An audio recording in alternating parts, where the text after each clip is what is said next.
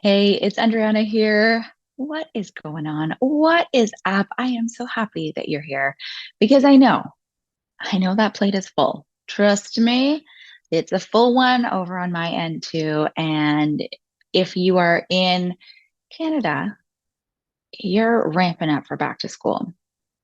If you are south of the border or if you are listening in from somewhere else, maybe your kids are already back to school.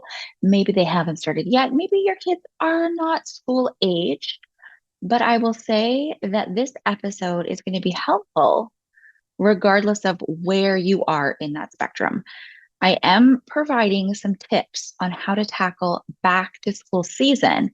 But let's be honest, when we think of September, we are thinking of sort of that new year, sort of restart to the year. If you are a entrepreneur, if you're a small business owner, if you are working in a corporate environment, you are gearing up for a Q4 to remember. And if you are a mom, then you know that this is a very busy time of year because the summer is winding down and we've got a lot going on, right? We've got hockey tryouts happening. There's extracurriculars. They're popping up again. There's a lot going on, and you might have some aspirations for yourself too. And so this episode is going to look at some ways to better manage the activities and the time, and most importantly, our mindset and our expectations during this time of year. So I have some tips that I want to share in no particular order. Let's see, how many tips do I have here? I think I've got 8 tips. So 8 tips to share. And after this, I think you're going to be feeling a lot better about this busy time of year. So let's just dive right in. Hey, I'm Andryanna, and this is the Juggle is Real podcast. As I share my ongoing journey from experiencing burnout to leading a more mindful and intentional life with better balance, I hope you feel seen, that you realize your worth, lighten your load, and prioritize your own needs. As we hear from leading experts and well-known faces in the wellness, entrepreneurship, education, and motherhood space, I hope you gain insights, proven practices, and learn actionable tools to help you enjoy the juggle of work, family, and everything in between with a little less stress and a lot more ease, joy, and fun. Most of all, I hope you find what you need to simplify, streamline, and supercharge your own journey of better balance and self-love. Are you with me? Let's get started.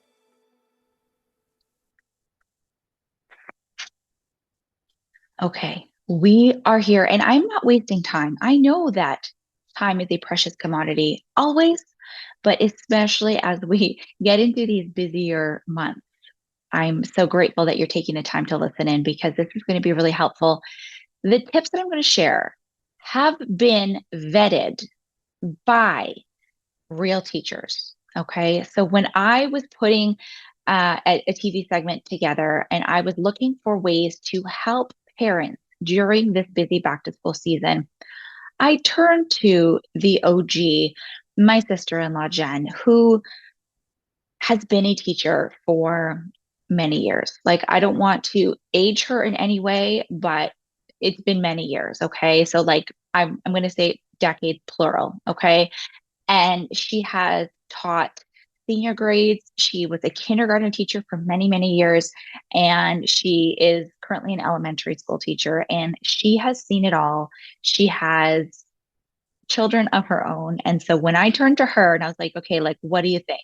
She came at me with such a wealth of knowledge from lived experience as well as from her perspective as a teacher, what she's seeing in the classroom and what she thinks might actually really be useful and helpful for teachers. So let's just start. Okay. So tip number one for just tackling back to school season with ease, we're going to set realistic expectations for ourselves. Okay. So, tip number one, be realistic with yourself. Okay.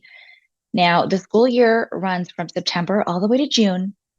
And I don't know why, for whatever reason, myself included at times, we're thinking that we have to have it all figured out. It has to be all organized. It has to be ready by the first day of school. Everything has to be done. But like, let's be serious, right? Like, instead of putting so much pressure on ourselves to be the quote unquote perfect mom and have all of the supplies, the outfits, the snacks, and everything done perfectly for the entire year, let's give ourselves some grace. Allow yourself some space and maybe a little bit more time to tackle these tasks over the first few weeks so it doesn't get overwhelming. We all have a lot on the go. We've all got full plates. So maybe it's going to feel easier to add one or two items every week to your to-do list every time you get to the box store or are heading out shopping or you're doing some online checking instead of letting it all pile on your shoulders right now, feeling so much weight, thinking that you have to have it all done and ready for the first day of school. So, tip number one, set realistic expectations for yourself. Okay. You're with me here. I hope you're nodding your head. And I feel like we're in a time right now. This is sort of like a little add on tip, right? Like with the economy and inflation. And it's like the last time I was at Costco for just a regular order, I got diapers, but they were on sale. And my regular, like not even a crazy, like stocking up order was over $500. So maybe we spread these things out. We're looking for sales. Maybe we're doing some thrifting or going to a secondhand store. Whatever you're doing to lighten that load and ease up on yourself. I mean, my motto is plan for the first few days and then reset. We don't have to have it all figured out for day one. Okay. Let's move on. So we're setting realistic expectations for ourselves. Tip number two is to set realistic expectations for the kids as well, right? So there will be a lot of big emotion and they're going to run the gamut during the beginning of this new school year. So it is a big milestone for your kids as well, where wherever they fall, whatever grade they're going into, maybe they're a little bit scared, maybe they don't want to go back to school, maybe they're super eager and really excited, maybe they're feeling a little bit of everything, right? So let's give them a little bit of grace as well. Now, this one's coming from Jen. She knows that most children are going to be very tired as they are starting this new back to school routine, especially younger children. We might see that return of the meltdown, like the toddler meltdown that I mean, I've got a toddler, so I know exactly what the toddler meltdown phase is. So you might see some of that. Your kids are going to be really tired. Maybe your older kids are given a little more attitude, or maybe they're feeling a little bit more tired, and so we've got to be really easy on them as well. And I'm not saying like they can get away with everything, but let's just not overschedule things. Let's just be patient. I know the end of summer can feel long and our patience is running thin, but let's try to muster up that patience. And I have some tips coming up that might help you with that. But maybe we don't try to plan too many things at night if possible.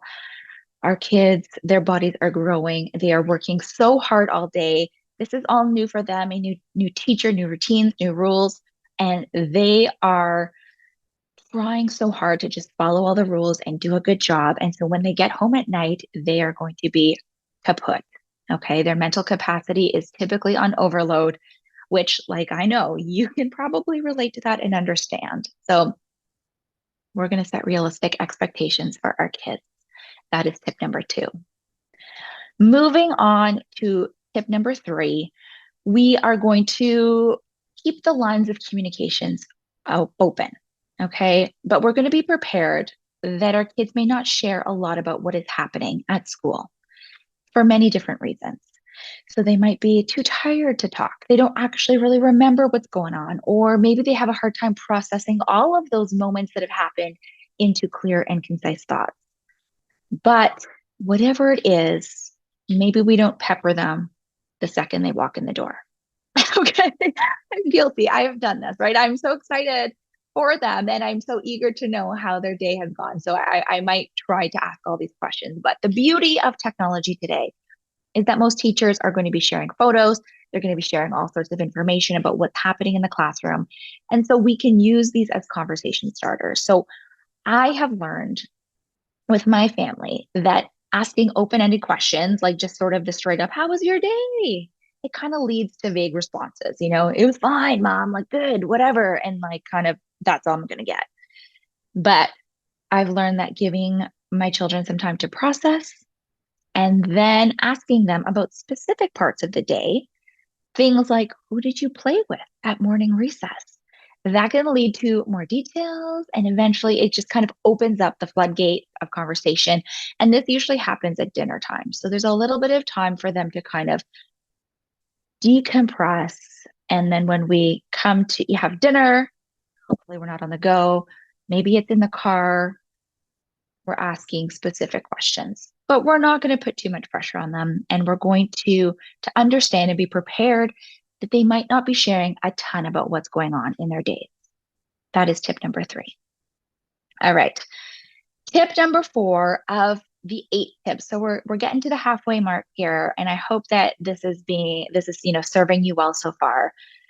We are going to prepare for success, and a little goes a long way. Now, Alexander Graham Bell said that preparation is the key to success, but we're not going on overdrive here, right? We're remembering tip number 1. We're going to give ourselves some grace, but a little goes a long way when it comes to helping your children and setting them up for success by alleviating some of those common frustrations and helping them in building their confidence and their independence. Okay, so this can include practicing doing some tasks independently. Things like if you have little ones, having them put on their Velcro shoes, or if your kids are a little bit older, practicing tying of the laces, right? Getting from the indoor shoes to the outdoor shoes with ease, zipping up jackets, and then packing and unpacking school bags themselves. Because remember, when we are doing this for them, maybe it's in the morning and I get it, you've got a lot on the go, maybe you're rushing to work, you got to get there on time. So it's a lot easier to just do this for our kids and get them out the door quickly. But in the classroom, when the teacher has 20, 30 students, if your child has to wait for the teacher to help them, they might have to wait a while and they might get frustrated, and it might be hard for them to have to wait, or to have to miss out on things because they can't do their shoes up, or they need help with their coat, or they can't get their lunch pail into their school bag. So we're going to help them because we're going to practice letting them do it themselves. Okay, little goes a long way. Another tip: choosing containers for their lunches that they can open themselves, right? Couple practices of opening and closing those containers, making sure that the containers are easy to use. Maybe helping them open up the corner of their Quaker Chewy granola bar wrapper, get it started for them for snack time. Having them say their name out loud so that they can practice saying their full name. And, for older children, knowing their address and or phone number to call a guardian if needed, if they don't have devices yet. So offering our kids the opportunity to be independent with these things is really just going to help them adjust with the transition and allow that to be smoother for them. Like, we got to remember at home, they're used to instant gratification, right? Mom, mom, mommy, and we're there, right? But they can't do that in the classroom. And so they have to wait their turn for everything. And so we want to help alleviate some of that anxiety or frustration. So tip number 4 is going to help them prepare by offering them moments of independence. Beautiful. Moving on. Tip number 5, tackling back to school with ease. We're going to start a morning routine and we're going to make it predictable. We know, well, first of all, you know me, I love my morning routine, but children, they thrive on structure, right? I think we all do in certain ways, but children, they really do well when it comes to having a routine and having structure. So starting the day with that routine can really make the rest of the day flow with less stress. We're starting them off in the right way, on the right foot. And it can be as simple as having breakfast, getting dressed, brushing those teeth, and maybe 15 minutes of a favorite show. But consistency is going to be key. So helping them with visual cues, maybe a nice chart. Maybe they're helping you put this chart together, putting a chart together with imagery. If they're early readers, having some graphics, there's some pictures, maybe they're drawing it themselves, or a quick and easy written list is helpful not only for your kids, but it's also really helpful for you because it prevents you from doing the reminding and saying it again and again. And your kids are going to catch on to this really quickly. And it really helps, and it gets them tapping into boosting their independence as well, right? So you don't have to be there every step of the way. Sometimes, we've done this and our kids have been so proud that they have done all of the tasks on their chart all by themselves. And it really is so gratifying to see how proud they are when they're doing this. So tip number 5 is to start a morning routine. If you have a few days before school gets started, to get this morning routine in place, to communicate it effectively, to let your child or your children know what the steps are going to be, where they're going to find this chart, what it's going to look like. That's going to be great. And if not, start whenever you can. Maybe it's over the weekend. I'm telling you, we don't have to have everything done by day one. So, let the first few days be those first few days. The sooner, the better when it comes to having that morning routine that can be really predictable for your kids. Okay, so that's tip number 5. And tip number 6, we're sandwiching it, right? So tip number 5, we're starting them off with a morning routine. And then tip number 6 is going to be that bedtime routine, right? We're going to end our days with a solid bedtime routine that is equally important, right? And maybe I should have said this one first because good nights lead to better mornings. So the next day starts actually the night before. Setting your kids up for success at school really means getting them ready the night before, making sure that they get the sleep that they need to be rested and ready to take in their new surroundings, ready to adapt to the new routines and soak in those new rules and the guidelines that they're going to have to be following at school. So managing those expectations again with clear visual and verbal communication is going to be really important. Time and time again, I say having that chart, the bedtime routine chart, is going to help you and your child so much. And having your kids decide on the items on the list is going to be really fun. So, usually with the bedtime routine, we have a little bit more time and a little bit more flexibility sometimes in the morning, especially if your kids are sleeping in or you have to get out the door early. So, when it comes to the bedtime, work with your kids on deciding what are those items on the list. Help them, put it all together. Let them make the chart and or give them the flexibility once this chart is done, the flexibility of choosing what order of tasks they do on that list. It's going to make it fun, but they can be in charge of that bedtime routine. So, including bedtime associations, maybe it's that special nightlight or the books or having a weighted blanket can be really great. But tip number 6 is to end your days with a solid bedtime routine. And I get that when it comes to doing this, maybe you're not, Susie Pinterest and you don't have, Canva in your back pocket to make all these charts. I'm going to put some in the link in the notes for this podcast episode. So if that's going to be helpful for you, please, please, please take the ones that I've made already, make it easy for yourself, use that as a starting off point, and then build on it from there. Okay. So tip number 6, end your days with that bedtime routine. Moving on to our final 2 tips. Tip number 7, after that morning routine, we are going to send our children off positively. Okay, so whether they are taking the bus, or maybe they go to daycare, or maybe they are getting dropped off, make the send off positive. When you leave your children, make it a good experience. I get it. Morning can be hectic. Sometimes you are not using your indoor voice. And even if it has been a hectic morning, just give them a small boost before they leave.